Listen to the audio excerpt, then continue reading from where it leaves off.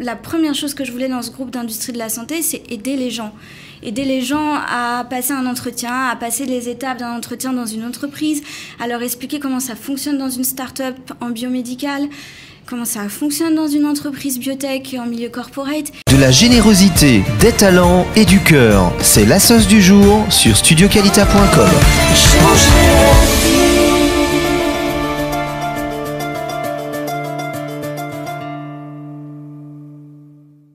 Dorothée Chekroun, on est ravis de vous accueillir. Bonjour Cathy, enchantée. Voilà, alors d'autant que vous avez un parcours, on va dire, passionnant parce que bien, vous êtes arrivée il y a à peu près 3 ans et demi, vous ne parliez pas vraiment l'hébreu. Non. Et vous êtes aujourd'hui vous travaillez bien sûr dans une start-up, on peut dire ça comme ça, une boîte qui fait de la biotech. Voilà. Et vous êtes spécialiste en pharmacovigilance. Exact. Bon. Alors ça, c'était l'introduction. Maintenant, vous êtes là aussi, comme le dit l'écran qui est derrière vous, parce que vous voulez reparler, on en avait déjà parlé sur cette antenne, mais voilà. Parler de l'évolution d'une association qui aide, on va dire, ceux qui sortent des grandes écoles et qui arrivent ici, qui n'ont pas toujours les codes, exact. Et qui sont parfois un peu déstabilisés par la société israélienne. Alors oui, je suis là aujourd'hui, Cathy, pour parler ou pour montrer l'évolution d'Alumni Israël. Alumni Israël, exactement. Alumni Israël, que j'ai vu grandir, qui a une évolution incroyable en 1 an. J'ai commencé à les aider bénévolement fin juin 2019. Pourquoi ? Parce que Elodie qui est la créatrice, Elodie Torjman-Garel, qui voulait essayer d'aider professionnellement tous les francophones qui sortent d'écoles de commerce ou de grandes écoles et qui ont du mal à s'intégrer professionnellement. De Sciences Po, de l'ENA, de Sciences Po, voilà, des grandes écoles d'ingénieurs. La communauté ingénieur a été également créée l'été dernier, puis elle a repris une nouvelle dynamique aujourd'hui. Et moi, je suis très fière de parler d'Alumni Israël aujourd'hui parce qu'aujourd'hui, nous sommes 4 communautés. Voilà, c'est ça. Quand elle était venue nous voir donc l'année dernière, il n'y avait qu'une communauté business. Alors quand on dit communauté, c'est une espèce de networking de gens qui sont dans la même sphère d'activité et qui s'entraident comme ils peuvent. Qui s'entraident. L'idée, c'est de tisser notre toile d'araignée de francophones. Le networking et l'entraide. L'entraide, c'est vraiment notre règle d'or aujourd'hui. On veut que les francophones s'entraident. On arrive tous avec des beaux bagages européens, sortis avec des très beaux profils. Et on ne connaît malheureusement pas les codes en Israël. Quand on arrive, il faut être déterminé, mais on a besoin d'aide, on a besoin d'être soutenu, on a besoin de poser des questions, d'avoir des conseils. Alors, surtout quand on cherche du travail, on sait que c'est un milieu super dynamique, que les profils ça va vite en plus, il y a beaucoup de concurrence. L'état du marché israélien est magnifique, on peut le dire, mais il est également très concurrentiel, il est difficile d'accès. Alors, difficile d'accès, pourquoi ? Alors, selon moi, il est difficile d'accès. La chose majeure, c'est la barrière de la langue, c'est l'hébreu. C'est l'hébreu. À part si vous arrivez avec un bon niveau d'hébreu, que vous avez été longtemps à l'école juive et que vous avez pratiqué l'hébreu en parallèle, l'hébreu est très important. Alors comment vous avez fait, vous, pour nous donner un exemple concret ? Un exemple concret, j'ai commencé comme tout le monde sur les bancs de l'Ulpan avec quelques mois, 5 mois, 6 mois, et puis j'ai réalisé que c'était pas suffisant. Vous avez fini en quel niveau ? Niveau Guimel. Ok. Niveau Guimel, mais ça n'a pas été tout de suite. J'ai commencé à travailler dans une start-up. On parlait plus anglais qu'hébreu. J'avais du mal à me mettre à l'hébreu. Et puis je pense que si on veut une alia réussie ou une belle alia qui évolue bien, il faut persévérer en hébreu. Et puis je me suis dit, bon, si tu veux un poste qui correspond à tes aspirations, voilà, à tes compétences. Voilà, exactement. Je me suis dit, il faut reprendre l'hébreu. Donc, je suis repartie 1 an, quasiment, sur les bancs de l'Ulpan. Et puis, je passais des entretiens en parallèle, en hébreu. Il faut rester dans cette dynamique de l'hébreu, il ne faut pas le lâcher. Voilà, et c'est ce que vous avez voulu faire aussi lorsque vous avez créé cette nouvelle communauté de Alumni, ça s'appelle Alumni Israël Health, c'est une communauté santé, on va dire. Voilà, donc comme je vous disais tout à l'heure, aujourd'hui, on est 4 communautés. Les 2 dernières, c'est les 2 nouveaux groupes, Health et Mobilité, Automotive, donc tout ce qui est relatif à la mobilité, et donc celui que je manage aujourd'hui, le groupe Santé. Voilà. Alors, c'est ça qui est génial parce que vous êtes au début engagé sur les conseils d'Elodie qui vous a dit ça y est, t'es prête maintenant, tu peux y aller, fonce. Et puis au début, c'était simplement, on va dire, des actions bénévoles et du temps que vous donniez. Et puis vous avez carrément constitué un groupe. Oui, on a constitué un groupe pendant le Corona. Le Corona a eu du bon. L'idée se tramait de créer ce groupe Alumni Israel Health. L'industrie de la santé en Israël est également incroyable. Il y a vraiment un nombre d'innovations biomédicales, technologiques impressionnantes. Quand vous allez sur le site de la Startup Nation, il y a un nombre de startups, il y a un nombre de biotech au parc Amada, à côté de l'Institut Weizmann, qui sortent de recherche biomédicale. Il y a un nombre non exhaustif à compter, mais aujourd'hui, c'est difficile d'accès par la concurrence. C'est un petit pays, Israël aussi. Ouais. Donc tout le monde se connaît, c'est difficile de trouver sa place, de trouver le poste qui nous correspond.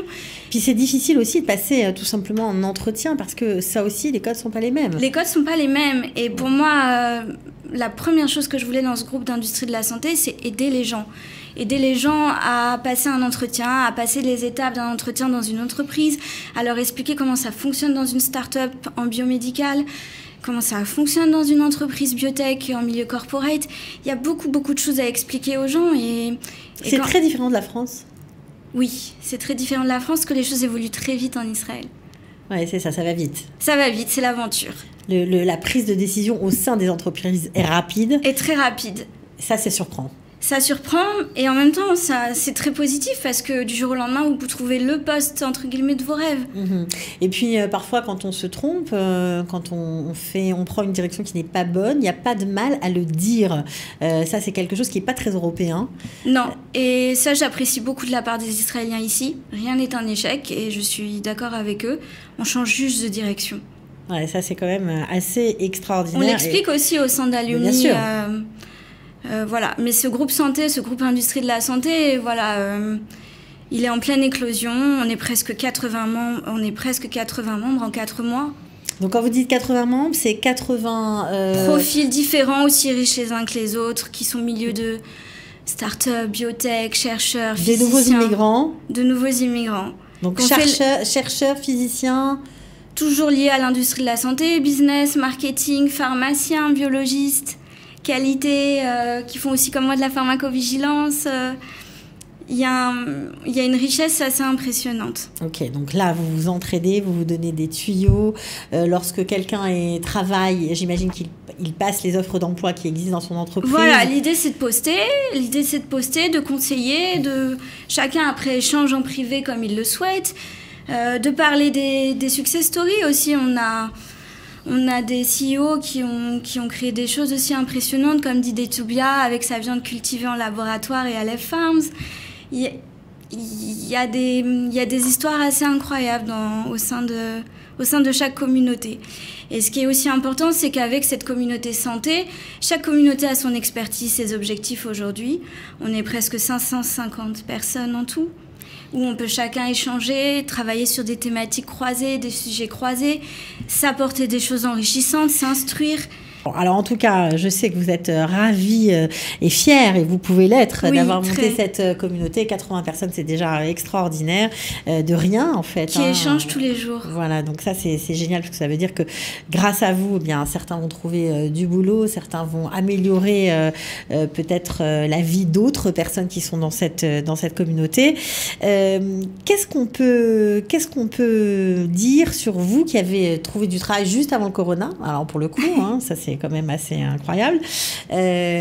Comment vous voyez, par exemple, votre évolution professionnelle? Comment, de l'intérieur, vous pouvez aider aussi les autres?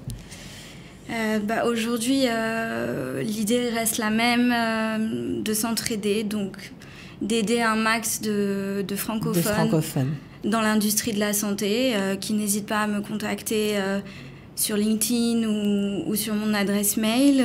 Vous répondrez? Voilà, je répondrai. Et jusqu'à aujourd'hui, je reçois un nombre de CV assez élevé et j'essaie d'aider comme je peux. Alors, vous les passez à qui vous connaissez? Ça vous donne des idées? Vous pensez Je les connecte aux gens parce que, comme je l'ai dit tout à l'heure, vraiment, le networking et les Zoom networking qu'on a mis en place pendant le corona était aussi quelque chose de nouveau et de très, je pense, gratifiant pour tous les alumni membres, parce que ça leur a permis de se sentir soutenus. Tout simplement.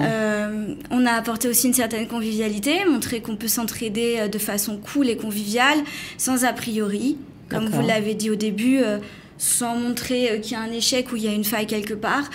On arrive tous avec nos valises et on arrive tous un peu démunis où on ne sait pas si on doit aller au début à droite ou à gauche. Et à l'Uni Israël, c'est ce fil conducteur pour moi. Ce fil conducteur qui apporte à chacun une aide ou une petite trame au plan de chacun pour réussir en Israël. Bien sûr, on voit que vous en parlez avec beaucoup d'émotions et beaucoup de joie. Donc ça, c'est génial parce que c'est vrai que c'est communicatif et puis ça va aider sûrement d'autres personnes.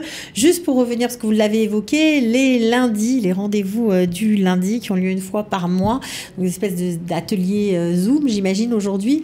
Alors aujourd'hui, ce sont des ateliers Zoom. On espère qu'il y aura des événements physiques à long terme où on pourra partager tous ensemble, chacune communauté, des sujets communs. Aujourd'hui, oui, on a mis en place Giving Monday une fois par mois le lundi, où l'idée, c'est de consacrer 1 heure de son temps et d'aider un alumni. Alors, on peut échanger entre les communautés, ou on peut, au sein même de sa communauté, expliquer un sujet précis. Quelqu'un qui est consultant...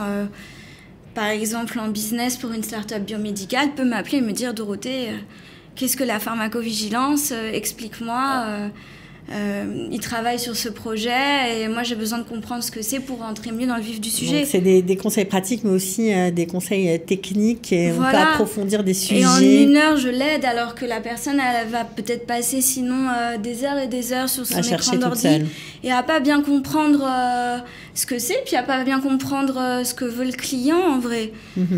Donc là, c'est vraiment un échange de compétences et c'est hyper intéressant. Donc, on rappelle juste pour ceux qui nous ont suivis, donc 4 communautés, parce que quand vous dites communauté, c'est... Je peux les citer peut-être. Bien sûr, bien sûr, 4 communautés alumni, allez-y. Donc Dorothée. La communauté business, qui est la toute première qui a été créée. Aujourd'hui, ils ont même 2 groupes WhatsApp. Donc la créatrice est Elodie Torjman-Garel. Et les autres membres de cette belle équipe sont Amalia Barco, Mallory Dreyfus et Maurice Miara. Pour la communauté ingénieur, ça reste Elodie et Jonathan Afalo. Je gère moi aujourd'hui la communauté santé. Et le dernier nouveau, donc le groupe mobilité automotive qui est managé par Emmanuel Nahamias. Voilà, donc comme ça vous avez les noms pour ceux qui nous écoutent. Alors évidemment, on peut vous contacter par mail, on mettra votre mail sous l'interview. On peut avoir besoin de vous ou tout simplement s'intéresser à Alumni et intégrer cette belle association qui aide les nouveaux immigrants. En tout cas, bravo pour le parcours. Est-ce que votre nouvelle boîte est sympathique ? Elle est très sympathique. C'est une boîte israélienne où il n'y a que des Israéliens et il n'y a rien de tel pour avancer. Pour l'intégration. Et pour terminer, j'aimerais quand même remercier Elodie qui m'a emmenée qui m'a emmenée surtout dans cette belle aventure. Et on a eu une belle ascension toutes les deux et j'en suis vraiment très fière. Et je pense que la santé n'a jamais autant été d'actualité qu'aujourd'hui. Ça, c'est clair. Ça, vous avez bien fait de créer cette communauté juste en plein corona. Voilà. En tout cas, ce qui est génial, c'est que tout ça, on le répète, c'est bénévole. Tous les services sont gratuits. Exactement. Et tout le monde peut en profiter. Donc, et on souhaite une très belle longue vie à Alumni Israël. Elle est convaincue, apparemment. Merci beaucoup, Dorothée, d'être venue. Merci, Cathy. À bientôt. Ciao. De la générosité, des talents et du cœur, c'est la sauce du jour sur studioqualita.com.